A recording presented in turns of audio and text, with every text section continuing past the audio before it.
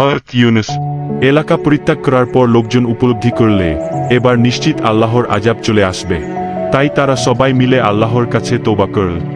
লোকালয় ছেড়ে বনবাদারের দিকে চলে গেল।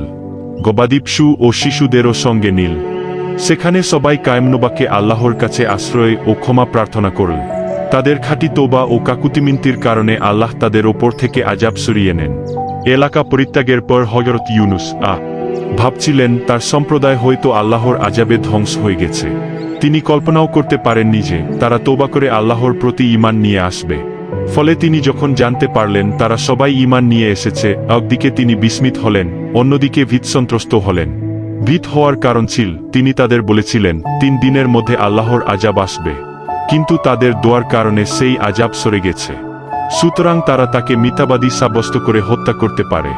তৎকালে মিথ্যা বলার শাস্তি ছিল হত্যা। এই শঙ্কায় তিনি স্বদেশে না ফিরে দূরদেশে হিজরতের ইচ্ছা করলে। এ উদ্দেশ্যে মানুষ বোঝাই একটি নৌকায় চড়ে বসলে। নৌকা মাঝনদীতে পৌঁছামাত্র প্রচণ্ড বেগে ঝড় তুফান শুরু হল।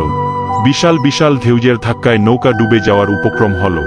অবস্থা বেগতিক দেখে মাঝিরা বলল, এখানে মালিকের অবাধ্যতা করে কেউ নৌকায় আরোহণ করেছে। মাঝিদের বিশ্বাস ছিল কোনো অন্যায় কাজ করে কেউ নৌকায় আরোহণ করলে এমন পরিস্থিতি তৈরি হয়। সুতরাং তারা বলল, এমন কেউ থাকলে তাকে নদীতে ফেলে দিতে হবে, তাহলে অন্য যাত্রীরা এই বিপদ থেকে রক্ষা পাবে। তখন যাত্রীদের মধ্যে লটারি দেওয়া হলো। লটারিতে হযরত ইউনুস এর নাম এলো। 3 বার লটারি হলো, প্রতিবার তার নামই বেরিয়ে এলো। হযরত ইউনুস নদীতে ঝাঁপিয়ে পড়লে ইতোমধ্যে একটি বিশাল দেহী মাছ এসে হযরত ইউনুসকে গিলে ফেলে। সেই মাছের প্রতি আল্লাহর নির্দেশ ছিল হযরত ইউনুস এর অস্থিমজ্জার যেন ক্ষতি না হয়। সে তার খাদ্য নয়, তার উদর কিছু দিনের জন্য তার বন্দিখানা মাত্র। মাছের উদরে গিয়ে তিনি একটি দোয়া পড়লে, আল্লাহর কাছে আশ্রয় চাইলে, ক্ষমা প্রার্থনা করলে। তিনি বললেন, লা ইলাহা ইল্লা আনতা সুবহানাকা ইন্নী কুনতু মিনাজ জালিমিন।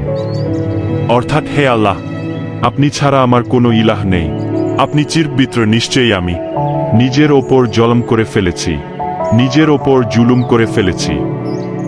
এই দয়ার বরকতে মাছের পেট থেকে আল্লাহ তাকে মুক্তি দেন, নতুবা মাছের পেটই তার সমাধি হতো। আল্লাহ তাআলা বলেন, যদি ইউনুস আল্লাহর তাসবিহ পাঠ না করতেন তবে তাকে কিয়ামত দিবস পর্যন্ত মাছের উদরেই থাকতে হতো। সূরা সাফফাত 143-144।